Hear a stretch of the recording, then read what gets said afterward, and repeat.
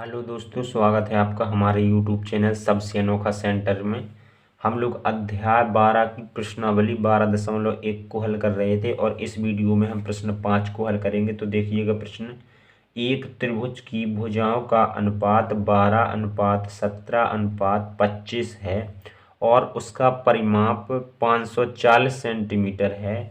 इस त्रिभुज का क्षेत्रफल ज्ञात कीजिए। ठीक है, हमें एक ऐसे त्रिभुज का क्षेत्रफल निकालना है जिसका परिमाप 540 सेंटीमीटर है और भुजाओं का अनुपात 12:17:25 है। ठीक है, तो यहाँ पर देखिएगा हमने एक त्रिभुज बना लिया है और हम इस त्रिभुज की भुजाओं को मान लेते हैं, क्योंकि हमें भुजाएं तो दे नहीं रखी हैं, उनका अनुपात दे रखा है। ठीक है, तो हम मान लेते हैं ये ए बी भुजा हमारी एक्स है और ये वाली भुजा हमारी वाई है और ये वाली भुजा हमारी जेड है। ठीक है, हमने मान लिया।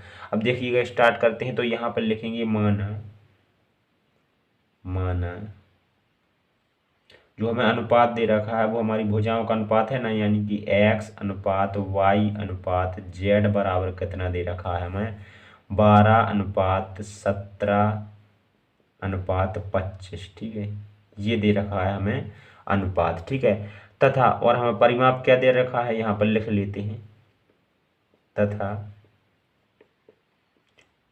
हमें परिमाप दे रखा है 540 सेंटीमीटर, ये भी हमने लिख लिया। ठीक है, इस प्रकार से। अब देखिएगा, अब जब भी आपको इस प्रकार का सवाल मिलेगा तो आप लोग क्या करेंगे, सबसे पहले जो यहाँ पर क्या है x है बराबर के इस तरफ सबसे पहले x है और बराबर के इस तरफ सबसे पहले क्या है 12। तो x के बराबर में हम लोग 12 ले लेंगे। ठीक है, तो यहाँ पर हम लोग x के बराबर में 12 ले लेते हैं, x बराबर 12। ठीक है, और 12 के साथ में कुछ ए बी सी डी का कोई एक अक्षर लगा लेंगे। ठीक है, तो यहाँ पर हम लोग ए लगा लेते हैं, ए लगा लिया। ठीक है, जो एक के साथ लगाएंगे वही हम सभी के साथ लगाएंगे। ठीक है, यानी कि अब हम y बराबर क्या लेंगे, दूसरे नंबर पर y है तो यहाँ पर क्या है 17 है। तो यहाँ पर हम y बराबर क्या लेंगे, y बराबर हम लोग 17 लेंगे और इसके साथ भी क्या लगा लेंगे, जो पहले हमने ए लगाया था, जो भी अक्षर लगाया था वही हम इसके साथ में लगाएंगे। ठीक है, और फिर हम तीसरा हमारा जेड है तो जेड के बराबर हम लोग 25 लेंगे, जेड बराबर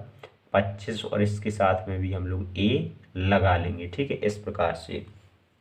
अब देखिएगा जो हमें परिमाप 540 दे रखा है उसे हम लोग यहाँ पर यूज में लेंगे। परिमाप का मतलब होता है त्रिभुज की तीनों भुजाओं का योग। ठीक है, यहाँ त्रिभुज की बात हो रही है ना, त्रिभुज की बात हो रही है तो त्रिभुज की तीनों भुजाओं का योग। ठीक है, अगर चतुर्भुज की बात होती तो चतुर्भुज की चारों भुजाओं का योग। ठीक है, परिमाप का मतलब होता है। तो यहाँ पर देखिएगा हमें परिमाप दे रखा है, यहाँ पर लिखेंगे परिमाप बराबर हमें बताया गया है 540 सेंटीमीटर। ठीक है, ये हमें बताया गया है और परिमाप अभी हमने बताया है तीनों भुजाओं का योग होता है, यानी कि x, यहाँ हमने भुजाएं क्या मानी है x y और z। सो यहाँ पर x plus Y plus Z ये परिमाप हो गया। ठीक है, हमें दिया कितना गया है, दिया गया हमें 540, तो ये हमने 540 लिख दिया। अब देखिएगा x y z के मान अभी हमने निकाले हैं, x बराबर 12 है, y बराबर 17 है और z बराबर 25 है। एक्स वाई और जेड के मान हम ये वाले मान यहाँ पर रख देंगे। तो एक्स की जगह पे कितना रख देंगे हम लोग 12 ए रख देंगे और वाई की जगह पे हम लोग 17 ए रख देंगे प्लस जेड की जगह पे हम लोग 25 ए रख देंगे। ठीक है, इस प्रकार से बराबर में क्या है हमारा 540, ये हमने 540 लिख दिया। ठीक है, अब देखिएगा यहाँ पर हम 12 और 17 को जोड़ देंगे तो यहाँ पर हो जाएगा हमारा 29 और 29 में हम लोग 25 को जोड़ देंगे, सो हमारा हो जाएगा यहाँ 54। ठीक है, और यहाँ पर चूंकि इनमें ए लगा हुआ है सो यहाँ पर हो जाएगा हमारा 54 ए और बराबर में क्या है हमारा 540। अब यहाँ पर ए बराबर निकालेंगे तो ये 54 हमारा 540 के भाग में चला जाएगा, तो ये बराबर आ जाएगा 540 भाग में हो जाएगा हमारा 54। ठीक है, और जब हम लोग 54 से भाग दे देंगे तो ए बराबर यहाँ पर आ जाएगा हमारा 10। ठीक है, कितना आ गया 10 आ गया। तो जब हमें ए का मान पता चल गया फिर हम लोग एक्स वाई जेड के मान निकाल लेंगे, यानी कि जो हमें भुजाएं दे रखे, जो हमने अभी भुजाएं मानी है उनका मान हम लोग निकाल लेंगे। ठीक है, तो यहाँ पर हम लोग लिखेंगे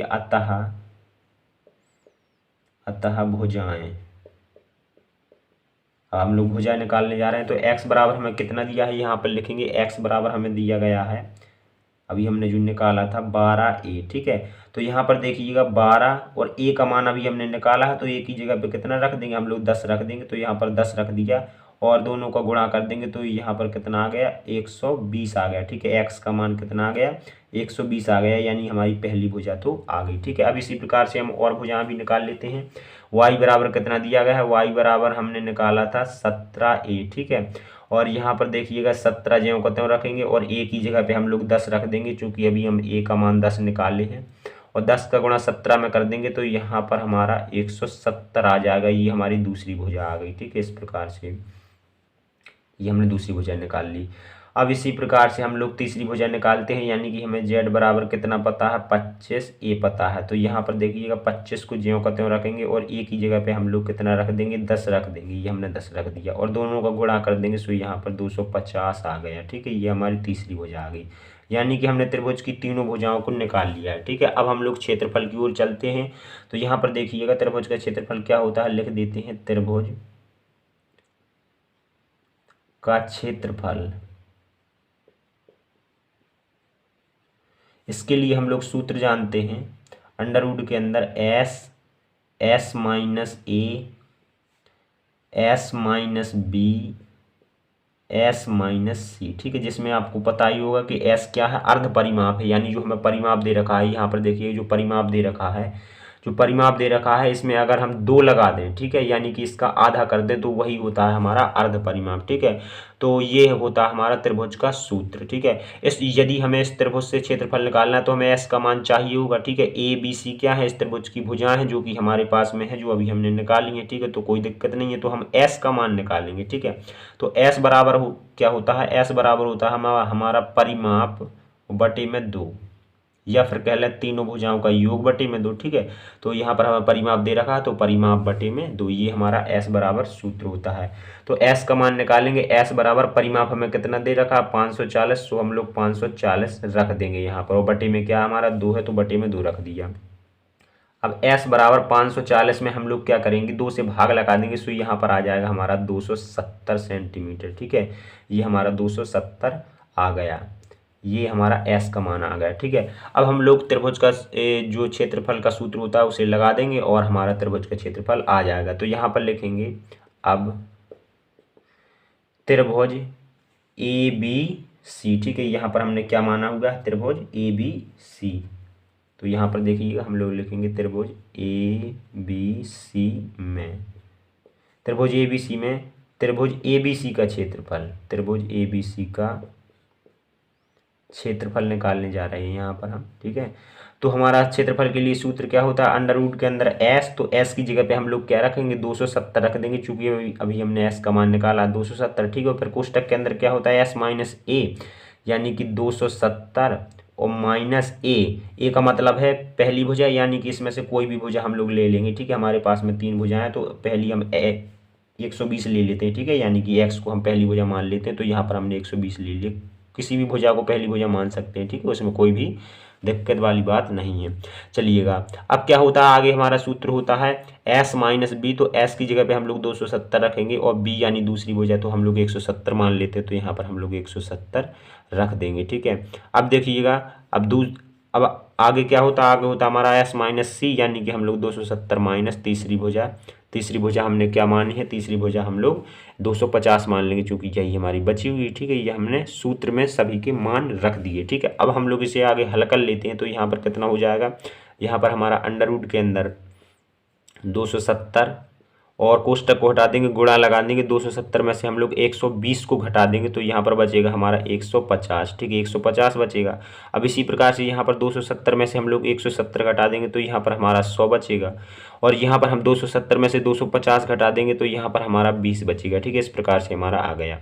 अब देखिएगा यहाँ पर अंडर रूट के अंदर यहाँ पर हम 270 को किस प्रकार से लिख सकते हैं, यहाँ पर हम लोग 27 गुणा 10 भी तो लिख सकते हैं 270 को। ठीक है, जब हम 10 का गुणा 27 में करेंगे तो यहाँ पर हमारा 270 आ जाएगा। ठीक है, इसी प्रकार से हम 150 को लिख सकते हैं 15 गुणा 10। ठीक है, और 100 को लिख सकते हैं हम 10 गुणा 10, और 20 को लिख सकते हैं हम 2 गुणा 10। ठीक है, इस प्रकार से। अब देखिएगा यहाँ पर 10 के कितने जोड़ा बन रहा है, एक जोड़ा तो ये हो गया। ठीक है, और ये एक जोड़ा ये हो गया, यानी कि इसमें 10 के 2 जोड़ा बन रहे हैं, तो हम 10 को 2 मतलब कि हम जानते हैं कि अंडर रूट के अंदर अगर किसी संख्या का जोड़ा बन जाता है तो वो संख्या बाहर आ जाती है अंडर रूट से। ठीक है, तो यहाँ पर 10 के 2 जोड़ा बन रहे हैं, यानी कि 2 10 बाहर आ जाएंगे, ठीक है, 2 बार 10 बाहर आ जाएंगे अंडर रूट से, और अंडर रूट के अंदर जो बचेगा उसे हम लोग लिख देंगे।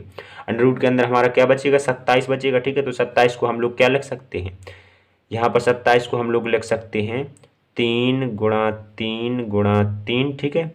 और फिर हमारा क्या बचेगा, यहाँ पर 15 बचेगा, तो 15 को हम लोग क्या लिख सकते हैं, 3 × 5 लिख सकते हैं। और फिर हमारा क्या बचेगा, यहाँ पर 2 बचेगा, तो यहाँ पर ये 2 है, और ये हमारा 10 बचेगा, क्योंकि इसका तो जुड़ा नहीं बन रहा है, तो इसे हम लोग 2 × 5 लिख सकते हैं, ठीक है, 10 को इस प्रकार से। अब देखिएगा फिर से जोड़ा ढूंढिएगा कितने बन रहे हैं, तो यहाँ पर एक 3 का जोड़ा बन रहा है, एक और 3 का जोड़ा बन रहा है, और यहाँ पर 2 का जोड़ा भी बन रहा है, और एक 5 का जोड़ा भी बन रहा है, ठीक है। यानी कि सभी संख्याओं को जोड़ा बन रहे हैं। तो देखिएगा यहाँ पर कितना हो जाएगा, यहाँ पर 10 का गुणा 10 में करेंगे तो यहाँ पर 100 हो जाएगा, ठीक है। और यहाँ पर इन्हें भी बाहर कर लेते हैं, यहाँ पर इस जोड़ा में से एक बाहर आ जाएगा अंडर रूट की, सो यहाँ पर 3 एक और आ गया बाहर, इसमें से भी एक 3 बाहर आ जाएगा, और 5 का एक जोड़ा बन रहा है, सो यहाँ पर बाहर आ जाएगा, और यहाँ पर एक 2 का जोड़ा भी बन रहा है, सो ये भी हमारा बाहर आ जाएगा, ठीक है। अब देखिएगा, अब हम लोग इन सभी का गुणा कर देते हैं। तो यहाँ पर देखिएगा हम लोग गुणा करते हैं, यहीं पर कर देते हैं। यहाँ पर 100 में 3 त्रिका 9, ठीक है, 100 में हम लोग 9 का गुणा करेंगे, सो यहाँ पर कितना आ जाएगा, 900 आ जाएगा, 900। और यहाँ पर 5 और 2 का गुणा कर देंगे, सो यहाँ पर आ जाएगा हमारा 10, ठीक है। अब हम लोग 10 का गुणा क्या करेंगे, 10 का गुणा हम लोग 900 में कर देंगे, सो यहाँ पर आ जाएगा हमारा 9000, ठीक है, इस प्रकार से 9000। और हमारा जो परिमाप है वो सेंटीमीटर में दे रखा था, तो हमने क्षेत्रफल निकाला है। क्षेत्रफल हमेशा स्क्वायर चढ़ा देते हैं, सो सेंटीमीटर का स्क्वायर, ठीक है। और यही हो जाएगा हमारे त्रिभुज का क्षेत्रफल, ये हो जाएगा हमारा उत्तर, ठीक है। इस प्रकार से हमारा 5वां सवाल कंप्लीट हो जाता है। चलिए मिलते हैं अगली वीडियो में, धन्यवाद।